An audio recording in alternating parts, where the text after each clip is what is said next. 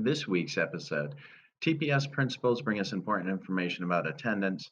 Meghan Hogan talks to the field hockey team in an all new sports update. And Mr. Messina tells us just exactly what esports is with Aiden Weed. I'm Tim Daoust, and you're watching Inside TPS.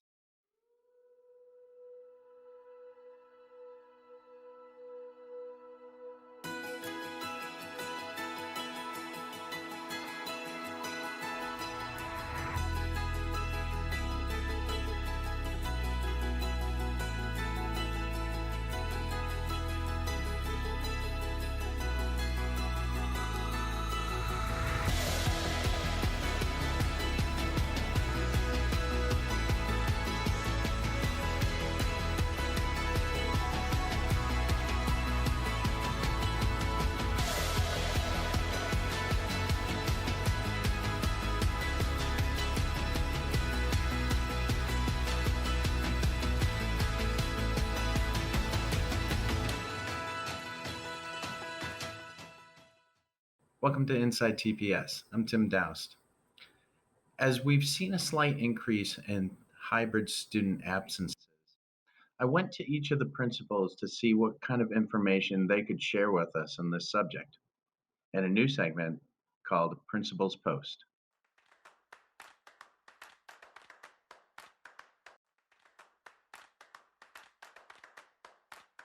So our number one priority with the reopening of schools was really to ensure the safety and well-being of our students and staff, and I think we've done a remarkable job ensuring that our staff and students are safe. But another priority of ours is certainly regular attendance. We've always historically focused on attendance. We want our students attending regularly and participating in class, and with a hybrid model that can certainly come with some challenges. So some things we've implemented to address attendance here at TES is attendance by period, so by subject area. So the teachers are taking regular attendance, certainly for their in-person learners, but they're remote learners. And what we do is if a student hasn't logged in for some reason when they should be present in class, the office is calling and checking in with those families to see where their child is. Additionally, our school nurses are working closely to monitor and track attendance to see any patterns or trends with regards to illness, and they're following up with families, encouraging them to have their child seen by a pediatrician. So, I think working a strong family partnership with the school is key, and we want to ensure that our students are accessing school online and certainly here in person each and every day. And we're here to support families, so whatever we can do to help facilitate the process, we just encourage parents to call us and ask for help.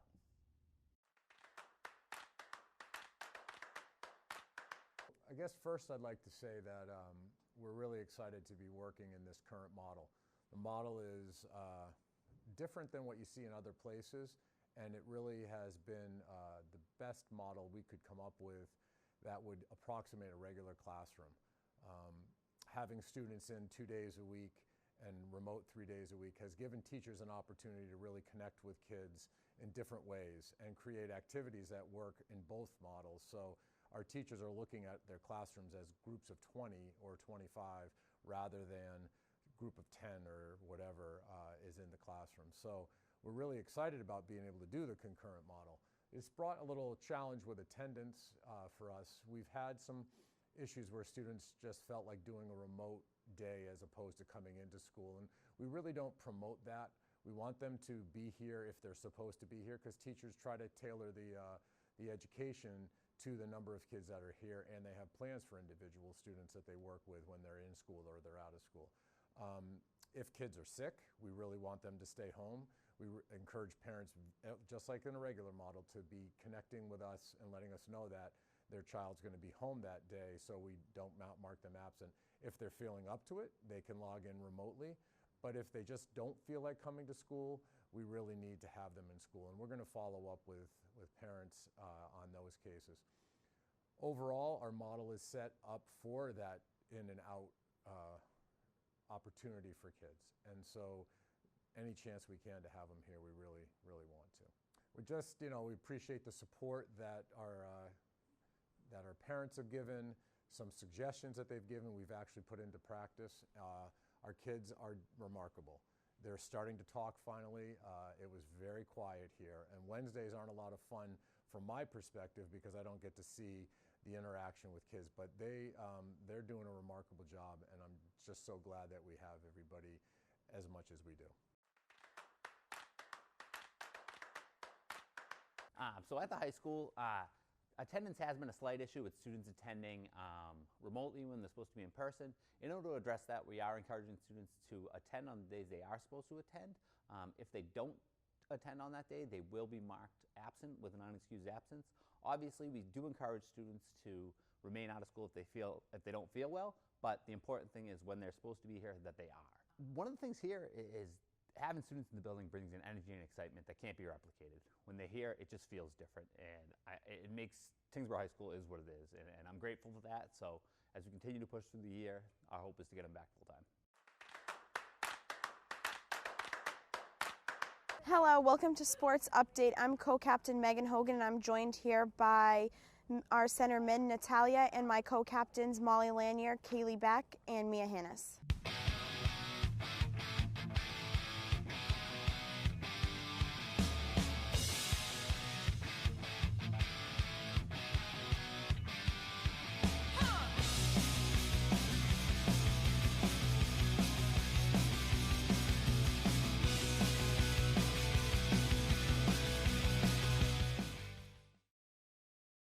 Hi Mia, what position do you play during field hockey and what does that entail?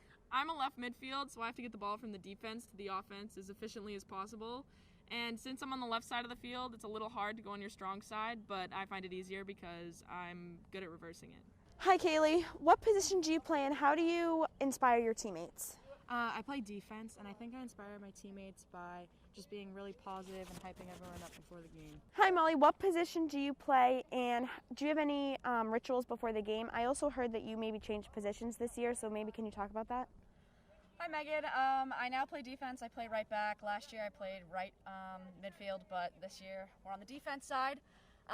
Before each game I try my best to dial in to myself and focus on what goals I want to achieve during the game and how I want to work as a team and able to win, and Hi Natalia, what position do you play? And I see here that you've scored 4 goals over the past 3 games. How do you plan on keeping that momentum going? I plan to keep the intensity up for every game and just keep making more opportunities in the circle for my forwards and other mids. Great, thank you so much. So I think that's something our viewers should know, or even those who are not necessarily in the field hockey bubble, is that typically, just like soccer, field hockey is 11v11, and actually this year the COVID modifications have changed it to 7v7, and also the loss of corners. So just like soccer, the opportunity for corner kicks are really high percentage ability to score a goal. So in field hockey, we've definitely had some challenges, but I couldn't be more proud of my girls for taking on those challenges head on.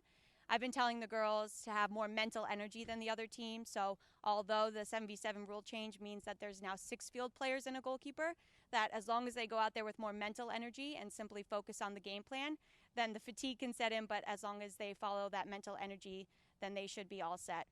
Just want to shout out my seniors. I think that they've done an amazing job as leaders, and overall I couldn't be more proud of them for taking such a tough situation and making the best of it. Hi, I'm Meghan Hogan. This was your sports update. Thank you so much to Coach Benz and all my teammates for answering our questions.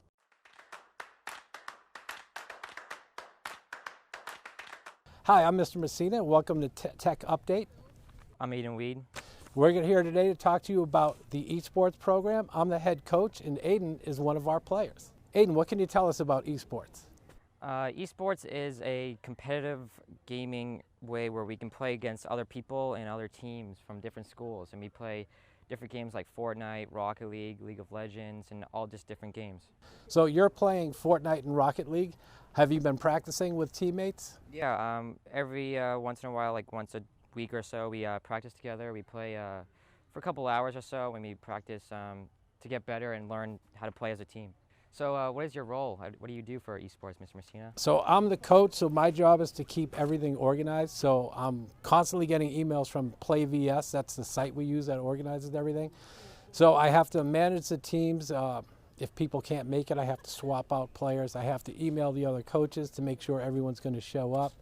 And then on game days, I'm in a Discord on a voice channel with everyone. So like today I have 4 games going at once, so it gets a little crazy with 4 Rocket League teams all talking to me at once. But we have Aman Bagat, who graduated last year, who's going to be an assistant coach for the team this year. So, Ms. Messina, how is the team doing so far? Well, we had scrimmages up until this week. This is the first week of the season. So Monday was supposed to be Fortnite, but I never got a notification that it started. So we didn't play Fortnite this week, but we had our first League of Legends match on Tuesday, and then Overwatch was yesterday.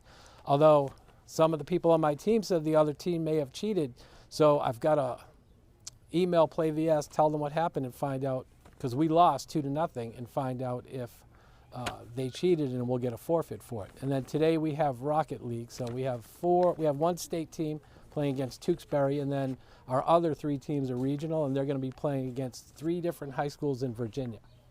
Aiden, is there anything else you'd like to share with anyone about the esports program? Yeah, it's actually really fun to play, and it's really easy to join. When I joined, I didn't expect to play this year, but I actually did, and I don't know how fast it took, but it was really fast how I joined. And Mr. Messina, you're doing a great job coaching us, and it's really fun. And I really enjoy it so far. So, Mr. Messina, how about you? Is there any other info for us? Yeah, so you don't have to you can play Rocket League and Fortnite using a console. So if you have Xbox or a Switch, you can play on that. And then Fortnite and Overwatch, you have to play on a PC. But I just got a gaming PC yesterday for the club. I haven't set it up yet because of the internet issues, but hopefully by next week, I'll have a gaming laptop that students can use in my class to compete, or they can use it to practice as well. I'd like to thank Aiden, our esports athlete, for joining us today. I'm Mr. Messina, and thank you for joining Tech Update at THS.